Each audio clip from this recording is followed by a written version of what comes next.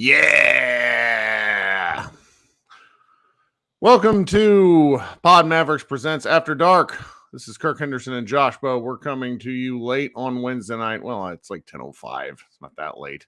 The Dallas Mavericks just defeated the Sacramento Kings 123-119 in a very entertaining game. If you were only watching basketball in this one particular point in time, not considering any of the ramifications or what it might mean for the Mavs past or future. I'm joined by Josh Bowe. How are you, Josh? Oh, I'm doing good. Settling in. I know what's coming. I know it's happening. You made fun of me because I've been really bad on my predictions, rightly so. You should make fun of me, but this one's happening, and I mean, they're winning these next two games. Mavericks are going to be in the play-in. I don't know what's going to happen after the play-in, but knowing my luck, they're probably going to take Denver to 6 games in the first round, and then they got to win 2 games. Like I know. I'm just talking about the universe. They play on the road in both playing games. They don't win on the road. This is the dumbest fucking possible outcome to a season filled with dumb outcomes. It's very funny. It's perfect. It is. It's perfect. Let's talk about the game first, and then we can go in reverse and talk about Mark Cuban's hilarious attempt to rewrite the narrative, filled with Jason Kidd staring at a media member like a sociopath as he questions why people might want him to be fired. The game was like a really fun basketball game. Just a really fun game. The Mavericks and the Kings really punched each other in the mouth kind of repeatedly. We saw every element of why Sacramento thinks, this is the first time they're going to make the playoffs since 2006, and they're fun. They're good. They're playing on the second night of a back-to-back, and they just didn't get enough shots to fall. Yeah, I mean, they had tired legs. You can totally see it in the second half. I mean, they missed so many jumpers. I mean, they were 32%, 12 of 37 from 3, whereas the Mavericks were a hilarious 20 of 44 from 3. And that is the only reason the Mavericks won, because they were out-rebounded by 20. Yeah, the Kings made in the second half, the Kings made, oh my goodness. They made 7 shots outside of the paint in the second half. The Mavericks made 11 threes from above the break in the second half alone, not even counting mid-range and corner. So, yeah, I mean, they had no legs, and even though they were still dominant on the glass and at the rim, they were 23 of 25 at the rim. Guess what? It doesn't matter because the Mavericks made 23 pointers. So it doesn't matter if you're great on the boards or if you're great in the paint. 3-point shooting just eliminates it. Yes, Kyrie Irving was amazing, guys. I'm not discounting Kyrie Irving's amazing. No, but that was part of it. How many threes did he make in the fourth quarter? Yeah, he had 6 threes in the game. Yeah, and he's been bad from 3 for a while. Yeah. So Tim Hardaway 5 of 8. I mean, this shit's hilarious. Christian Wood 3 of 7 after looking like a ghost for 3 straight games. I mean, it's just perfect. It's perfect. They make threes. I mean, this is their 11th straight clutch game. We keep, for a team that's on a slide, like I said this after the Hawks game, for a team that's lost 7 of 8 and like the sky is falling, like just they don't look like a team that's like it's over. Like maybe some points of the Charlotte games for sure, but like they don't get blown out. Like it's like if this team even wanted, I don't even think this team could lose by 20 points if they wanted to, because they make threes. And if you make threes, you can't get blown out. Like it's just the and even when they don't make, they shoot so many threes that even when they don't make a lot, unless they're shooting like 20%, they're gonna hang. And that's sort of the really big difference in this one. It's like since the trade, I tweeted this several games ago. I need to update the stats, but in wins, the Mavericks shoot 48% from 3. In losses, they shoot 34%. And it's only gotten worse. The Mavericks shot 45.5% from 3 tonight. And it's just 44 attempts. 44 attempts. So 60 points from 3-point range. So that is why they won. Oddly enough, in the post game, it's like, oh, you really locked down on defense. No, No, they didn't lock down anyone on defense. The other team didn't make open shots. Yeah. I mean, it's unbelievable. And of course, it's not like they're just walking down and jacking them up. Although Kyrie's made 3 on 1 on 5 was one of the funniest fucking things I've seen. Like even if you're like objectively frustrated at the win in relation to what it means for the Mavs' future, a lot of the things that happened in the individual game tonight were really cool. Like just some incredible stuff that happened. Kyrie, Luka really looking great on offense together. Dalton Trigg just tweeted this. This is the case. Like Bill Ritter of CBS like talked about the Kyrie effect. And it's like, look, if you're blaming Kyrie Irving for this, you don't know what the fuck you're talking about. They can't guard. That's it. And like that should be obvious. We know this. So it's like the discourse around this team pisses me off. But then it's like it makes it harder to enjoy like the fun elements of it, because I've said this for I don't know 2 weeks now. Players are not going to tank. Period. No, if they're on the floor, they're going to play hard, and that's what they've been doing for the last month, even though they've lost. The only times I felt like the season they were like legitimately giving up was maybe those 2 first halves against Charlotte, and then even then they still rebounded in the second half. Like they still didn't go out quietly. Like it's pretty remarkable. Here's a stat that's kind of piggybacking off that 3-point article I wrote a couple of weeks ago. Since the Kyrie trade, the Mavericks have 5 games where they've made 20 or more 3-pointers. Since the Kyrie trade, 5 games, team 20 made 3s or more. They had 3 all of last season. Like, it's unbelievable. Like this is one of the greatest offenses I've ever seen. And I'm not exaggerating. And I know the overall numbers don't look great. Like they're still they still look great. But I mean, I know the overall numbers since the Kyrie trade, I think they're like 6 or 7. But when Luka and Kyrie are on the floor, the rate that they score at would be the greatest offense of all time. Yeah. And it's like you watch it and it's obvious. And it's just like these guys are so good. It's just outrageous. And you think about, and you add in the fact that, boy, does Kyrie want that 5-year deal so bad. You give him that extra motivation. I thought his ankle was destroyed on that tangled play where he ended up on the ground because it looked ugly. And then he just got up and went to work. Yeah. And think about like Luka hasn't really done anything the last 2 games now in terms of like carrying the load. I mean, there's been like no super, or what is it, Super Saiyan Luka. Like he hasn't gone nuts. And he's under 50% from the floor, under 30% from 3 these last 2 games, and they've almost won. Almost won the Atlanta game. And it's been, because Kyrie, like these last 2 games, even though the Hawks game was a loss, that's why you make the trade, right? Like if Luka was playing like he did tonight, and you swapped in Spencer Dinwiddie and Dorian Finney-Smith, they lose this game like 119 to like 105. Like, and I know people love Dorian in the defense, but like. The defense was not great when they were here. So like, I don't want to hear it. Like if they didn't make this trade, they would have lost this game 100%, like 10 times out of 10. If I'd have won some other ones though. Yes, I will give you that. But in this type of game where like you just see the value of Kyrie, like when Luka doesn't have to be Superman, and you're like, wow, like isn't this kind of a weird feeling to watch Luka just kind of stand off ball for both? Like he really didn't do much in the fourth quarter at all in terms of the offense. So like, how often have we seen that in the like even with Brunson? Like you just never see that. That part was interesting because it just didn't require. All he needed to do was move the ball. Move the ball. He did Luka took 2 shots in the fourth quarter. He didn't make any shots in the fourth. He was 0 for 2 in the fourth. Luka was a defensive rebounding monster. I mean, understanding the Kings grabbed 20 offensive rebounds is kind of a dumb shit thing to say, but relative to the rest of the team, Luka is the only one rebounding. Yeah, he had 10. The next person had 4. Well, Green had 9 too, so Green was okay. Did he? Oh yeah, there's Josh Green. Sorry, I was scrolling past him. That's all right. Josh had a lot of long rebounds. Josh is an odd rebounder. He's. I know. I mean, Green even played a good game. Hit a couple of corner threes. There was just. There's a lot to take away from this game, so long as you aren't looking at how much it matters, or in some cases, to a lot of people, maybe doesn't matter.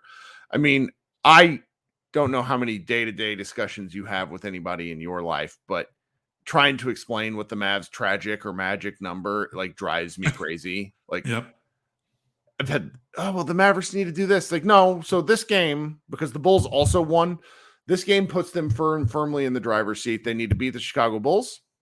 They need to beat they are locked in. The Chicago Bulls are locked into the 10th seed. They can't go up. They can't go down. Then the Spurs, who they play in the final game of the season, who also have no real reason to win. I think it is safe to assume the Dallas Mavericks are going to make the play-in. What that means is that they will be locked then into, I think, the 11th worst record, which means unless they were to move, if they were to get knocked out of the play, actually, I'm not really sure how this works. If they were to make the playoffs, I'm pretty sure they stay just based off their regular season record at that place in the lottery lineup. And the only way they would keep the pick is if they moved up to the top 4, because anything outside of the top 10 goes to the New York Knicks. And we've talked a little bit about that in here. That I don't want to put too much of an emphasis on this, but I am a big fan of this draft. I think losing the pick sets up a chain reaction of things which then happen in the offseason. Because look, if everybody's happy that the Mavericks would then get 10th in the play-in, you would expect them to win once in the road, twice in the road, then go play the number 1 seed and then win a playoff series, which has in the short time of the play-in, no one has ever done. So you're expecting a team which gives up historic points in the paint, can really only win if they hit their 3-pointers, to go on a historic heater. I'm trying not to be a negative Nancy because you want to enjoy these wins. No, but the doomsday scenario is staring everyone. It's staring at them because the way I like when I say like a bunch of things could happen at once, they could lose in the play-in game. They could lose their draft pick. They could lose Kyrie Irving. They could lose Luka Doncic. Maybe not in one after another succession, but you're staring at a lot of things that happen all in a row.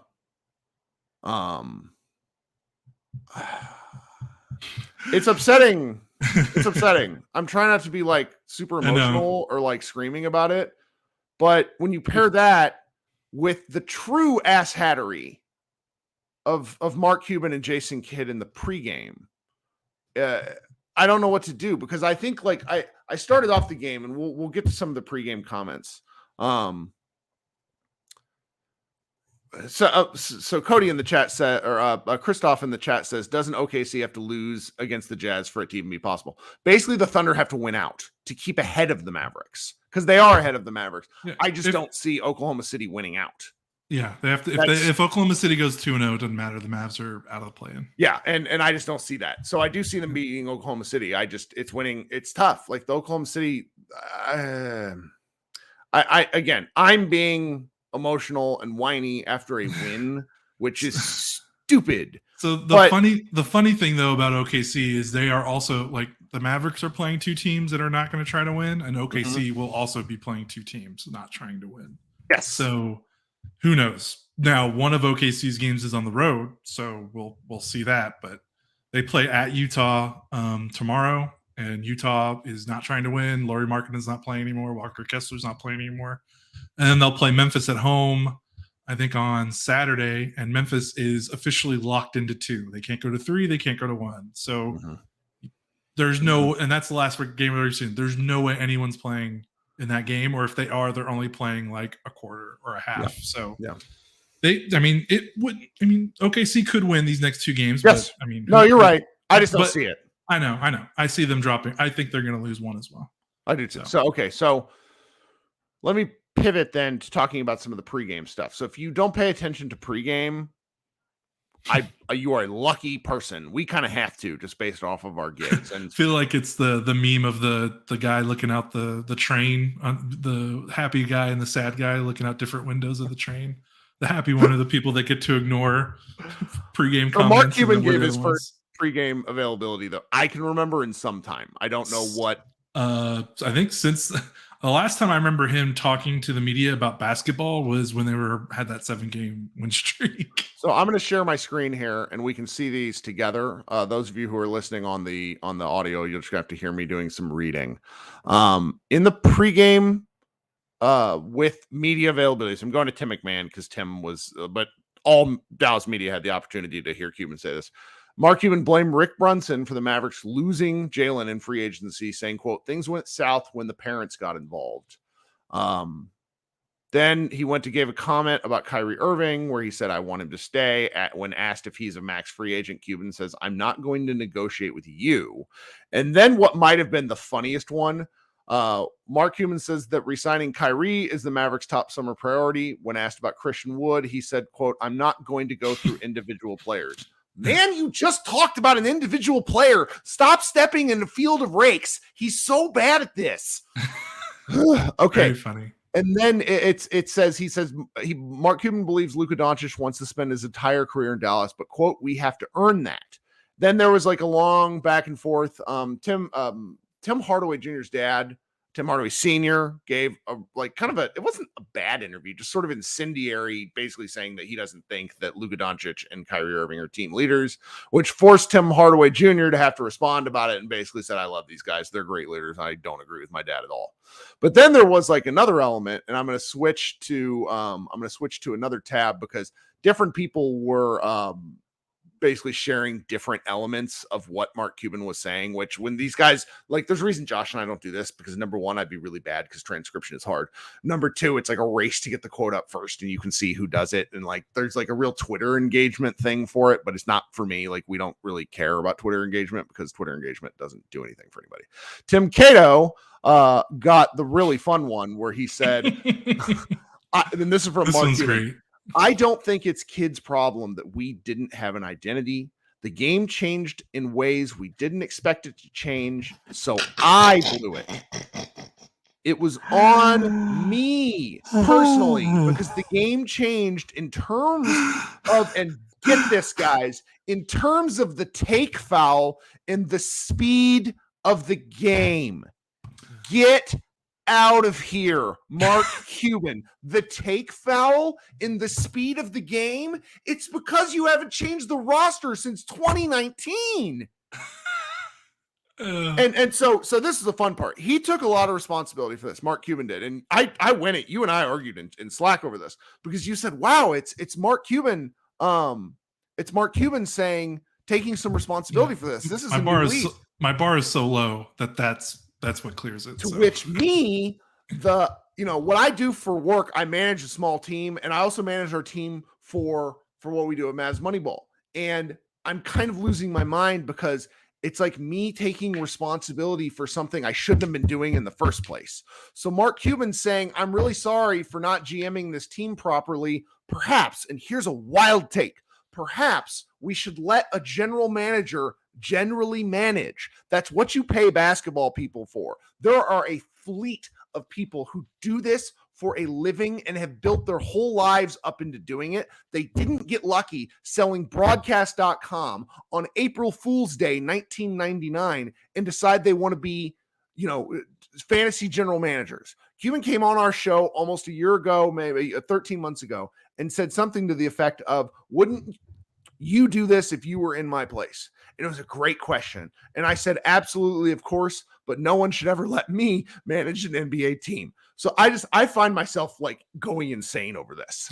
But it's also like, we knew this. Like, part of me is just like, you're right. Like, I don't disagree with anything you said, but also it's never going to change. It's always been like this. I can't put any brain power to it. I can. I'm going to fight the tide. I know you are. Fight the tide until the end of it. I know. But and again, I don't want to try. I'm not trying to disagree with you. It's more just like, if I don't know, since you moved away from Texas, I don't know if you're not as ingrained. I know you grew up here, but one of the funniest things about Dallas sports talk radio since basically since after the Cowboys won their last Super Bowl is like, Jerry, the owner, should fire Jerry, the GM. And that's been like repeated so often by sports talk radio that like it's kind of become like a meme in the industry. And like it's basically happened to Cuban now. I mean, it has like, and that's kind of the call for it. And but just like with the Cowboys and with Jerry Jones, it's not going to change.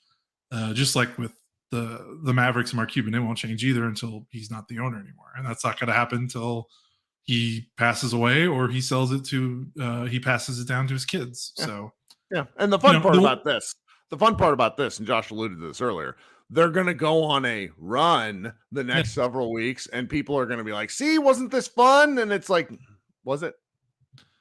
Yeah, there's something very funny, and I'm guilty of it too, about how we've treated this final play-in spot like it's almost the equivalent of the 8th seed. like there's kind of been this like rallying around like make the play-in, which obviously they should do. Like, I'm not saying that they shouldn't, but there's just something kind of funny about like they're still the 10th team. Like if they make the play-in, they're still the 10th best team in the Western Conference. And that's still like a colossal failure for this team. Like, but it's like we're kind of like mixing the play-in with like making the playoffs. And I think that's smart marketing if the Mavericks lean into that. I don't blame them. Like that's a good way to take some heat off of you. But it is kind of funny to think about like rallying for the 10th best team in the Western Conference. Like it's very silly. They have to, like, they're supposed to play the games. They're supposed to win when they're on the floor. It's their jobs, but it's very funny because if they make the play-in and then they lose the play-in, it's like, no, you didn't make the playoffs. Like, no, that's, and even if they make the 8th seed and they lose in like 4 or 5 games, it's like, just because you rallied to get into it, that doesn't, I have a feeling that the spin is going to be that like, because of how, like, if they can rally and they win these next 2 games and then they win 2 play-in games, it's going to be like, well, look how we closed the season. And they're going to use that as a way to deflect criticism from the fact that this has been a pretty catastrophic season historically, which you can't argue that. Historically, this is a catastrophic season considering, Luka Doncic's age and talent. So, we'll see. But I know that's coming. We know it's coming. So I'm not looking forward to that part of it, but we'll see what happens. It's killing me. Because the more frustrated I am. Now, I don't necessarily think that Kid has been so disappointing, and so for him to sort of for Cuban to try to cover in that regard is disappointing because he's like, well, I'm taking the blame for this team that I put together. Yeah, it goes back to what I've said for 2 weeks. Well, for the better part of a year, where they don't know why they won. They don't know why they won. And then I do want to get to this Kid quote. I was going to say, we talked about Kid. Yeah, so I'm gonna try to switch. We're gonna listen to this one together, and then maybe I will read it for the people who are listening. Before the game, Kid was asked kind of about his. So this is Grant Affset, DallasBasketball.com, who records 1 billion minute videos and then lets us reshare them. So thanks, Grant. Is he looking forward to running it back next season? Mavericks. He was known that Cuban endorsed Jason Kidd to be coach again for next year. Is he looking forward to running it back? And Kidd responds with, quote, "Did you guys ask me that question last year? Fuck no, you didn't. I'm just asking. You didn't ask that question last year." And this is another thing where it's like, that is gaslighting. You made the Western Conference Finals last year, friend. You're about to you might not make the play-in this year. It's a fair question. Kid's not done a good job. Anybody that thinks that Kid has done a good job doesn't know what a good job is. I don't think he's going to get fired. I think he should be fired. He's not a good coach. They have a young coaching staff that doesn't really they're the only thing they've been good at is bringing along younger players. But end of game situations, really, again, they played another clutch game tonight. So congratulations for being 26 and 28 in clutch games, guys. Put that banner up on the wall. Jeff Gatlin says, no, it's the wrong time for the question. It was not the wrong time for the question, Jeff, because Cuban endorsed him in his comments. When Cuban says things out loud, it forces reporters to have to ask about it. Cuban shouldn't have maybe gone on the record like he always does, because what Cuban did was create even more. Like between the Brunson stuff and everything he said, he made a bunch of stories where all of us, like me, Josh, Tim Cato, Tim McMahon, everybody else, I don't want to say we're ready to be done with this, but we don't want to have to cover some of this stuff. It's not fun. This is maddening. No, and it's like, what are you accomplishing? I understand that from Cuban's point of view, what he thinks he's accomplishing is he's trying to explain his side of the story, and in a way, you can everyone can understand The human that. side of it, 100%. Yeah, like, you just he believes this. I don't. I mean, maybe he could be lying, but I mean, just take him at face value. If it's not that hard to think that he believes that he feels like the Brunson thing rubbed him the wrong way and the way it went down, and he's trying to explain himself. Yeah. But again, the question just becomes to what end, because there's just a kind of weirdness that comes off from like mentioning the parents, which is really funny because Kyrie Irving's agent is his stepmother. And you just talked about how negotiations become bad. That. Like it's just such just such an unforced error, because I wrote a piece that was not well received before we hired Jason Kidd, before the Mavericks hired Jason Kidd. I speak like I'm part of the team. That basically laid out 15 years of Cuban missteps. Teams, agents, players have a long memory.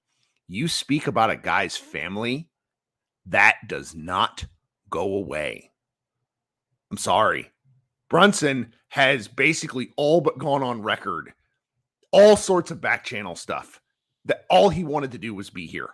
All he wanted to do. So Cuban gets in front of cameras today to basically say, well, that's not true. Here's my text messages. I'm sorry. Nobody believes you. No one believes you. Even if you're right, that you cannot win as an owner in that situation, period. Right. And especially when Brunson, and it's not like Brunson basically saying, I wanted to be there. It didn't happen, but I have nothing but good things to say. Like Brunson took the high road and Cuban reacted like it was a dig or something. And maybe, if what's true about the extension thing, I can understand him wanting to like clarify that. But at the end of the day, the best optic look is probably just kind of do the same thing Brunson did. Hey, it didn't work out. It didn't happen. Yep. We wish the best to him. But again, it's just he wants to. That's just not what he's thinking. Well, it serves up Brunson an opportunity to, like, it's an alley-oop dunk if Brunson wants it to be. Right. Like, I don't think he will. I don't think he will either. But players talk, agents talk, and it's just not a good look. I'm sorry. It's not a good look. And again, that the Mavericks won this game papers over so much, because that's what we would have led with this. We would have led with this. Yeah, if they would because there's a lot of it's that meme of the guy standing on the awards medal thing chewing, yeah, and then he's like 10th. Yeah, that's the Mavericks. That's the Mavericks. It really is. And I really wish I could have enjoyed Kyrie's awesome play in a vacuum, but instead I'm watching this going, what do we do? And unfortunately, we don't do anything. We will just continue to talk about this. And, you made the comment that your Twitter account is going to get firebombed if the Mavs win 6 games in the first round, which makes me laugh. It's happening. If that scenario happens, that's what's going to happen to me. It is. I know. Okay, so do you got anything else? No. Other than, excuse me. Other than, Kyrie has put together 2 of the greatest fourth quarters in Mavericks history now, and he's only been here for half a season. Which shot was your favorite shot from his? The corner 3 that looked like it touched the ceiling before it went to the rim, and it nothing but net. That was crazy. It's just and then watching. The 1-on-5 was pretty good too, but I think 1-on-5 was mine. I was yours. Like, my stream was behind, and I saw someone in our Slack let out a stream of expletives, and it was like, oh my, something good is coming. Okay, guys. So a couple of things. First, I didn't ask you to, Josh. Did you turn off your camera because you're looking like one of my guests on the live show? I did not. I don't know what happened. That's outstanding. Well, we're about ready to go anyways, and we're not a professional stream. We don't get paid for this yet. There we go. Weird. I want you to go smash the subscribe button if you're new here. I also want you to hit the alert button, because I'm going to come back in about 20 minutes, and we're going to do a live show. It's going to be called Mavs Party, because with the question mark, very much like I'm Ron Burgundy. Where if you want to come up here, yell at me, tell me why all my takes are wrong, talk to me about the quotes, talk to me about the game. I want to hear all of it. I have a great time on these live shows. They're emotionally exhausting because being in front of a camera is hard, but I've had a great time the last 3 or 4 times we've done this. I got to upload this to our podcast stream because that's actually how Josh and I get paid. But we're building up this YouTube and we're going to have a good time with it. We're close to 750 subscribers, which isn't much, but we've been doing it for a week and I'm really delighted with the feedback I'm getting. Please hit that subscribe button and the bell to be alert, and we will come back and talk. Leave comments, do all that wonderful stuff. It's very important for us. Those of you who are subscribing via podcast, go ahead and leave me a review. 5 stars, if or 4 stars. We'll take 4. And let me know what else you want from me.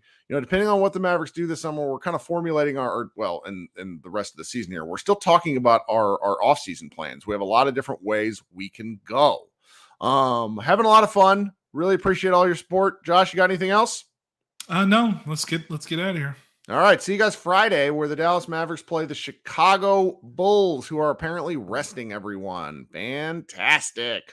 This has been Kirk Henderson and Josh Bowe of Pod Mavericks After Dark, and we will talk with you all soon. Thanks for hanging out.